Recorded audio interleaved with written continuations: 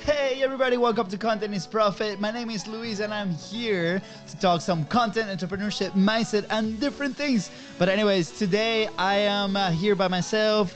My brother Fonzie is out living the life, adventuring. Anyways, we miss him dearly and he will be back strong very, very soon. But today I have a special episode about something that is solidified this week and has helped many entrepreneurs, including me. And I cannot wait to bring that to you in this content world so you can push that content forward and you can push your business forward. So without further ado, here we go. We've got some Hey, fresh new I'm young Luis. talent And doing some I'm things that I Luis. know you haven't And you're heard listening to the before. Content is Profit podcast.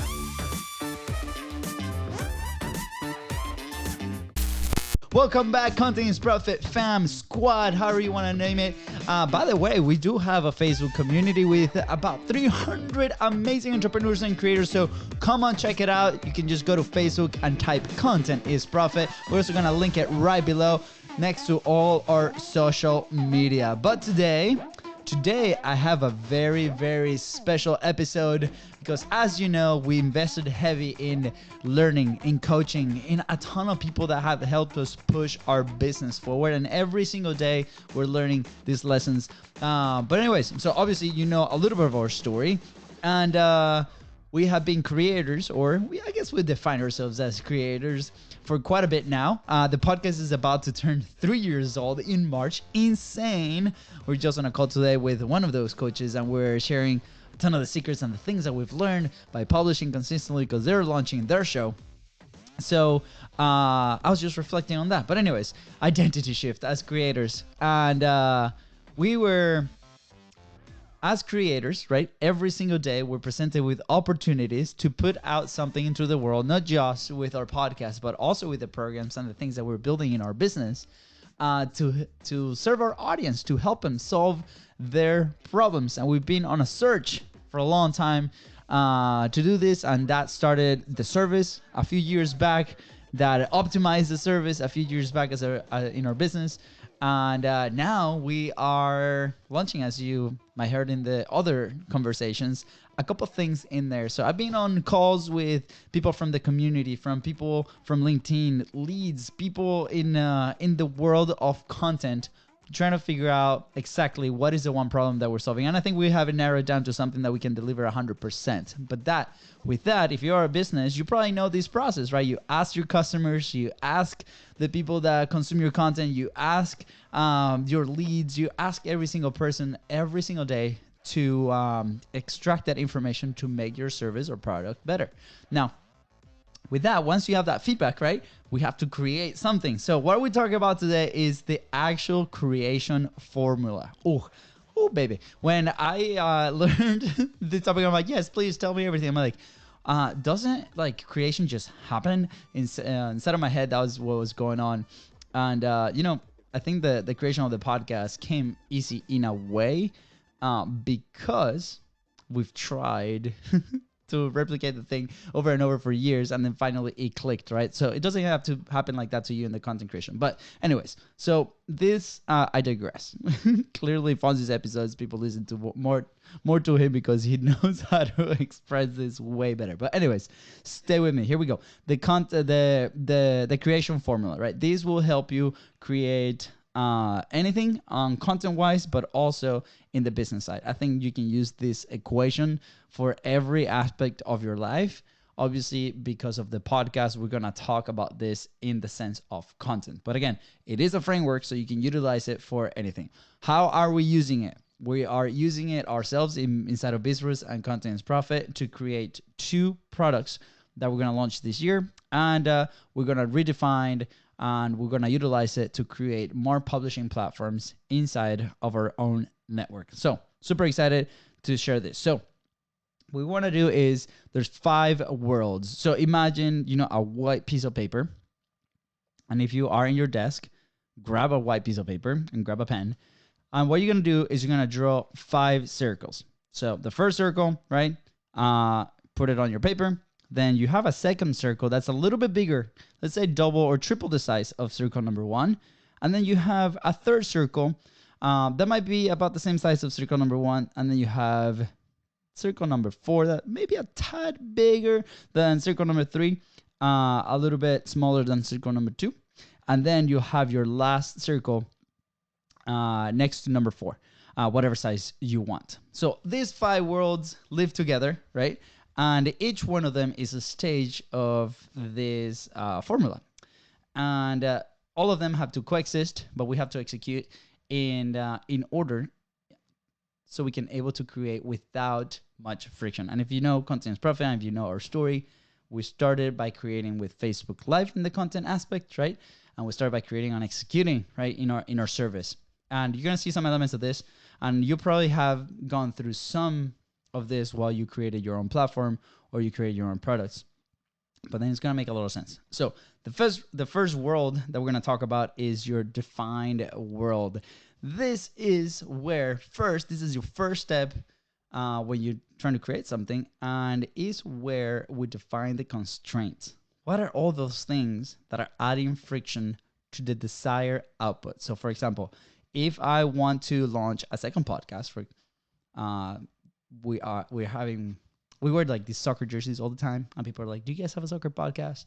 And we're like, no, not yet. So maybe we'll launch a soccer podcast.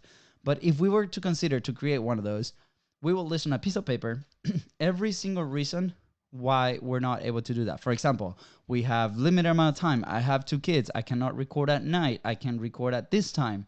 Maybe I only have 30 minutes. Maybe we don't have a team member today to do that. Maybe we do have a team member, but they have limited capacity. I have X amount of dollars to invest in this project. What are all the constraints around that? And what we want to do is we want to brain dump all of those ideas in a piece of paper and put it there so they get out of our head. So many times, right, and I follow this advice from many other people, that they go like to this dream zone scenario. But what happens is, as soon as we do that, and if we don't put those constraints on paper first, we're going to start to limit ourselves. So that's why it's so important in your first world. What you want to do is you want to define all those constraints. You know, what are the things that are getting in the way for you? If you're creating a program for your customer, but mostly for you, for your execution. So once you have all those things on paper, we're going to go to step number 2, which is we're going to tackle the explore world. The world number 2, that was the big one that you drew on your paper. That's your explore world. This is where we get to play and where we get to have fun. This is where we're going to put all the ideas, you know, throwing away all the constraints, forget about them, put it on paper, fold it, put it on the side. You're going to forget about all of those, and you're going to go to the play area, to your zone of genius, to your zone of fun, and you're going to put everything on a whiteboard, on a paper, on a wall if you need. So this world does not care what constraints are. Like you like to dream, you like to explore, you want to break out of every single constraint. So for example, I want to publish the show 5 times a week. I want to publish daily. I want to do it interviews every single time with professional soccer players. Again, we're going on the example with the soccer podcast. Maybe we actually do that, right?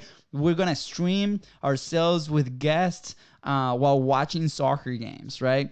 We're going to monetize by chasing the biggest advertisers there is. We're going to monetize by selling it to our teams, and then they're going to put some money into the show, and we're going to grow it that way, right? We're going to monetize by coaching on the back end. We're gonna monetize by creating these amazing events that we're gonna invite all the audience, right? We're gonna create with 3 different cameras. What are all these examples, right, that you can put on paper that you're gonna put there? So if you can't imagine it, put it in there. Have fun, go crazy.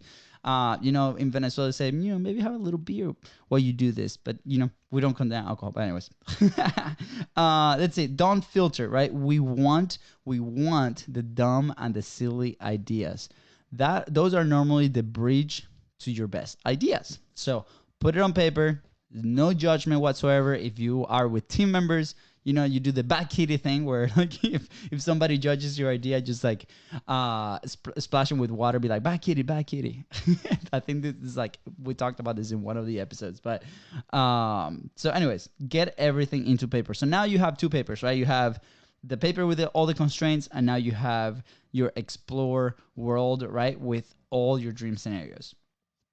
Once you complete that, now we're on to step number 3, which is, your world number 3, your third circle there is your test and build world. Right here is when you're gonna start collecting your constraints and your dreams, and you're gonna start creating this thing where it's gonna look like a little bit of a Frankenstein, right? You're gonna start testing, you're gonna start doing the thing. So in our very specific example with Content is Profit, we said, hey, we're gonna actually do it 3 times a week. Some of our constraints, we obviously wanted multiple cameras, we wanted a higher quality camera, we wanted a light, we wanted a bunch of stuff, right? But because we didn't have the resources at the time, what we ended up doing was plugging in the cell phone as a webcam into our computer and recording in the corner of the office that we had at the time. So again, how can you mix your constraint with your dream, trying to push towards your perfect scenario as much as you can? So we totally understand there might be some resources, but if you are the CMO of a company, if you are the CEO of the company, can you assign some resources for this project or this product to be tested and built? So obviously you're going to build this Frankenstein thing, and this is how you start to tinker, start to execute on it, right? If we go to the context of publishing, start testing your publishing. Can you stretch out, can you do every single day? Maybe you do a week and you're like, man, like that was crazy. I am not willing to do that. Okay, sounds good. Let's minimize it to maybe 3 times a week, 2 times a week, right? Maybe you record 1 day a week, but you record 5 episodes, shorter episodes, 5 episodes, 5-minute episodes, 10-minute episodes. You can start testing with all these ideas, right? This is how your constraints and how your explore world basically coexist. After you start doing this, right, you're going to get in some kind of consistency. And we'll talk about this in the publishing pyramid, where you have your resources, right? You have, how can you actually stay consistent? What is the capacity of you or your team? Like all these things come into play. So they fall inside of these worlds. And the next step, which is the world number 4, right, is we start to simplify this whole process, right? So I'll give you a very vivid example of this. With us, the podcast steps, I think the podcast process from interview all the way till publishing was something about like 150 steps, right? So we documented the whole thing, and then we started looking at that process, and we're like, what can we automate? What can we maybe not skip, but what can we integrate? What can we put together? So instead of 5 steps, it's just 1 step, right? How can we make this happen? And how can you make it so effective? So that's why we went live. That's why we do these things. Now we record directly into a software that is also an editing software. So as soon as we stop the recording, we don't have to export footage. We don't have to do anything. Everything is already in the software. So how can you start finding these solutions that can simplify the process for you? And this is a process that continues over and over, right? So the concept of what we created is there, but might not be fully optimal. So our Frankenstein is big and live, and it can always get better. Maybe the whole process, the whole product has too many parts, too many topics, too many sections. I think when we first started, we decided that we were going to do 5 different sections in the podcast. I think we started doing them, and then we're like, man, like the whole show was like 2 hours. Okay, maybe this is a section that we can cut off. Lately, right? If you follow the show for a while, we used to ask about the whole backstory of somebody, and we kind of go into that because personally, I think that is very interesting. But we heard feedback from the audience that sometimes that might not be the reason they come to the show. They want the juice, they want the information. So we started not asking that question. That was one of the things. So that's another example of how you can simplify in the process, right? What else can I take away? That is a very important question, where if you continue to ask that question as you continue to do the process, then you can do that. So for example, for a podcast, we have a process that's called a podcast flow. Here's where we manage our podcast. Here's where we have all the steps to do that. And every single time, as soon as I heard this equation, I asked that question, be like, hey, what else can I take away from this process to make it very smooth, very effective, very clear, right? Normally, and I think you're gonna feel that one, right? I feel this way currently. Most people are very overwhelmed. It's a lot of information out there. It's a lot of steps out there, right? You buy that course or you buy that product, and you might do a ton of things, but it might not do the thing that you're supposed to do the right way. So what we really need is that one thing that really works. So again, keep that in mind as you continue to simplify your process. I am a true believer that you have to go execute, you have to document your things, and then you have to analyze and then go back and figure and simplify. So we want to start getting feedback from our customers, from our audience if you're publishing, if it's a product, right, from the clients, feedback from the market, all these things. Well, how can you gather feedback from this? So an example of this is we are creating 2 programs. One is a group coaching program, lower ticket, based on an accountability, because the main problem that people come to us with, they cannot stay consistent while creating content. There might be several reasons of why.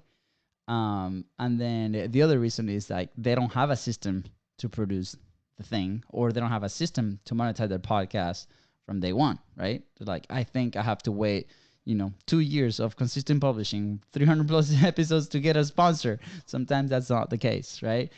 We can do it right off the bat. And if you are a service provider, we have that. So now we have these 2 hypotheses, right? We went to the crazy zone. We put our constraints in paper. And now we're going out to market and gathering feedback as we explain what the results are, what's the thing that includes, and all that data is put back into the system so we can simplify it and we can create that product. So that's real life what we're doing today. So the last word and the last step of this creation process is live it and make it. So obviously we create the podcast every single week, 3 times a week. So we clearly live it. I talk about podcasting all the time. And I do believe that you do have to enjoy the process. We continually tell that story of us doing the t-shirts in the garage in Florida with 90-degree weather and 80% humidity. And it was hell. I did not like that process at all. So we did it for a few months and then we decided to scratch that and sell all the equipment. But we learned a ton of lessons. But at the same time, with this podcast process, we do enjoy doing it. We do enjoy tinkering with it. We do enjoy receiving feedback. We do enjoy doing the research, finding these topics, and sharing them with you is the best part of our day. So again, live it and make it. So quick recap for all the 5 worlds of the content creation formula. Number 1, we have to define all those constraints. Number 2, we have to explore. Go to the dream zone, go to the crazy zone, put all those things on paper. Number 3, we got to test it and we got to start building it, right? And then number 4, as you go and execute, simplify the whole process. And then number 5, live it and continue to make it. So hopefully this was a good episode for you, and you can put this in there.